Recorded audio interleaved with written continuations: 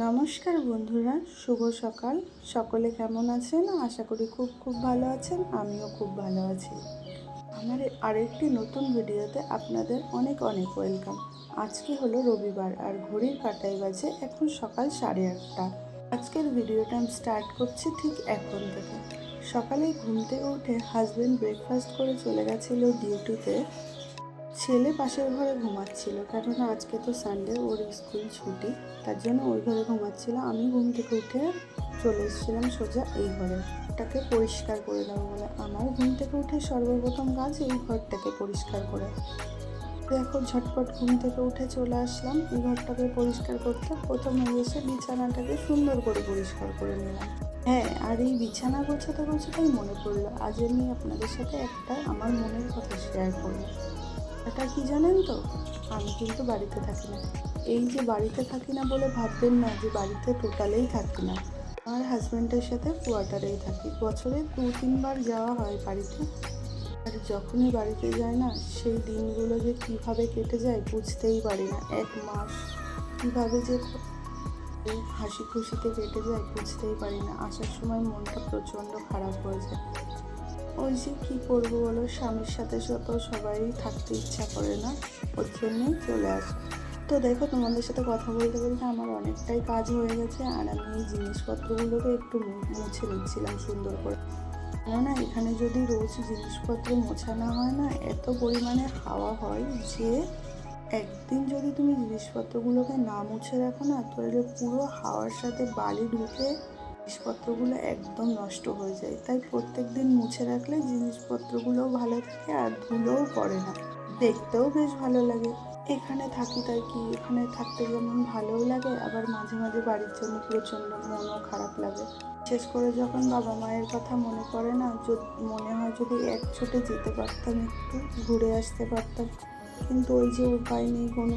Husband ছুটি পায় তখনই যাওয়া হয়। তো চলো, কথা বলতে বলতে ঘরটাকে ঝাড় দিয়ে নিই।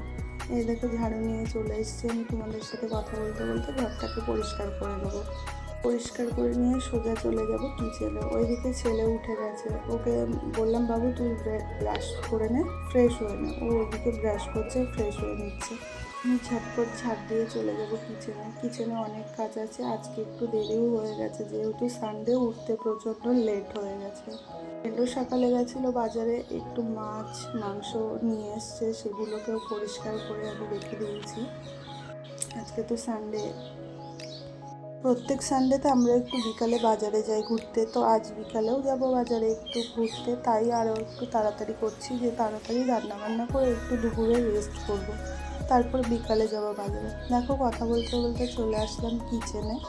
আমাদের যেমন পরিস্থিতি তেমনই মানিয়ে নিতে হয়, কোয়ার্টার যেমন হয় সেখানেই থাকতে হয়। তো দেখো, কিচেনটাকে সুন্দর করে পরিষ্কার করে নিচ্ছি সকালে। পরিষ্কার করে ছেলে বললো মা আমাকে একটু পুরি বানিয়ে দাও। আমি বললাম ঠিক আছে, কালকে রাত্রে ময়দা মাখা আছে ফ্রিজে, তো একটু পুরি বানিয়ে দেবো। আমার ছেলে না পুরি খেতে প্রচণ্ড ভালোবাসে। তো দেখো, কথা বলতে আমি কাজ গুছিয়ে নিচ্ছি। কাজ গুছিয়ে নিয়ে ওকে একটু পুরি ভেজে দেবো, দিয়ে আমি সোজা রান্নাবান্নায় চলে যাবো। কেননা রান্নাবান্না করতেও তো অনেকটা টাইম লাগবে, একা হাতে সব কিছু করবো। বাড়ি হলে মা, শাশুড়ি মা কেউ না কেউ হেল্প করে, এখানে তো কেউ হেল্প করার নেই, যা করতে হবে নিজেকেই করতে হবে। তাই আস্তে আস্তে সব কিছু নিজে টুকটুক করে করি। আর এদিকে দেখো, দুধটা বসিয়ে দিয়েছি গরম করতে, আর কথা বলতে বলতে আমার পুরি ভাজাও হয়ে গেছে। যাই পুরিটা দিয়ে আসি। ওই যে দেখো, ঘুমের থেকে উঠে সোজা চলে এসছে এই ঘরে। আর ও দেখো, পুরি দেখে প্রচণ্ড খুশি, ওর একটা দাঁতও পড়ে গেছে। আমি বললাম বাবু তোর দাঁতটা দেখাতো একটু। ওই দেখো কেমন করে দাঁতটা দেখাচ্ছে। তারপরে আবার চলে আসলাম কিচেনে আমার নিজের জন্য একটু চা বানাতে। সকালে একটু চা না খেলে ভালো লাগে। আর আমি সকালে তেমন হেভি ব্রেকফাস্টও করি না, একটু চা বিস্কিট কিংবা একটু মুড়ি বা সেটুকুতেই আমার সকাল চলে যায়। তাই দেখো, চা বানিয়ে খেয়ে নিয়ে সবজি টবজি কেটে রান্নায় চলে যাব। মাঝে মাঝে না নিজে রান্না করে খেতে একদম ইচ্ছে করে না, মায়ের হাতে রান্না খেতে খুব মন করে, কিন্তু কী করবো বলো, খারাপ হোক ভালো হোক মন না চাইলেও নিজেকেই করে খেতে হবে। এখানে এই যে আমি দেখছি চাটা হয়েছে কিনা। চাটা হয়ে গেছে। চাটা ছেঁকে নিয়ে একটু চা খাবো, চায়ের সঙ্গে একটু বিস্কিট খাবো সকালে, ব্যাস হয়ে যাবে আমার, আর কিছু দরকার নেই তেমন। তোমরা সকালে কে কী ব্রেকফাস্ট করো অবশ্যই কমেন্টে আমাকে জানিও। আমার তো একটু চাতেই হয়ে যায়।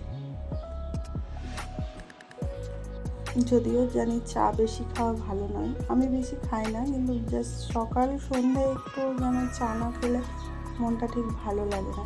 এই অভ্যাসটা কিন্তু আমার আগে ছিল না, বিয়ের পর হয়েছে। আমার হাজব্যান্ড প্রচণ্ড চা খেতে ভালোবাসে, ওর সাথে থেকে থেকে এখন আমারও অভ্যাস হয়ে গেছে চা খাওয়া। এই যে বলছিলাম না, দেখো বাজার থেকে মাছ নিয়ে এসে মাছটা তেমন ভালো ছিল না।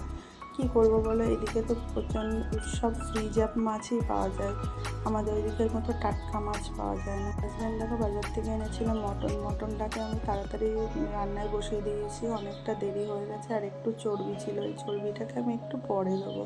মটনটা হালকা কষানো হয়ে যাবে, তারপরে চর্বি দেবো। এই দেখো মটনটাকে আমি বসিয়ে দিয়েছি। আর এখানে লাইটের না প্রচণ্ড ডিস্টার্ব হয়, ওর জন্য দেখো লঙ্কাটাকে আমি বাটতে পারিনি, কাঁচাই লঙ্কায় চিড়ে দিয়েছি। আর মশলা আমি শিলে আদা রসুন বেটে নিয়েছি। তো আমার ভিডিওটা কেমন লাগলো অবশ্যই জানিও। সবাই সুস্থ থেকো, ভালো থেকো, নিজের খেয়াল রেখো।